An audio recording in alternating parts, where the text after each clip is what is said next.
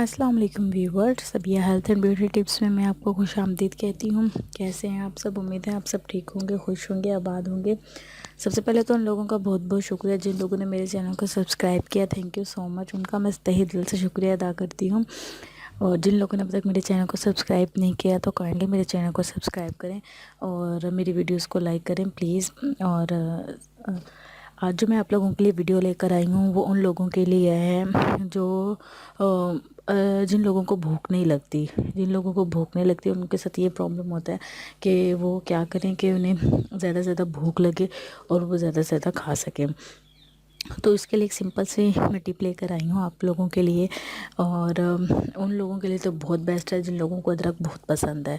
ठीक है, अदरक जिन लोगों को पसंद है वो तो इसको इजीली कर लेंगे, लेकिन जिन लोगों को अदरक नहीं पसंद तो वो जिस तरह मैं आपको इस टिप में बताऊंगी, इंशाल्लाह आपको उम्मीद है कि अच्छा लगेगा और आप खाने के साथ इजीली खा सकेंगे उसको।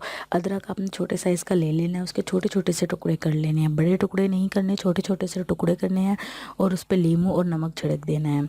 ठीक है, नींबू और नमक छिड़कने के बाद आपने उसे अच्छे तरह मैश करना है, अच्छी तरह उसको मिक्स करना है। मिक्स करने के बाद आपने जब खाना खाना है तो वो आपने छोटे छोटे जो अदरक के पीसेस होंगे वो आपने साथ खाना खाने के साथ आपने वो खाने हैं। इंशाल्लाह देखिएगा कि 2 दिन के अंदर अंदर ही आप फील करेंगे कि आपको भूख ज़्यादा लगना शुरू हो गई है और आप जो है वो एक दफ़ा खाना खाएंगे तो फिर आपको दोबारा से तलब होगी कि हम कुछ खाएं, क्योंकि अदरक में कुछ ऐसे विटामिन्स होते हैं जो भूख को बढ़ाते हैं।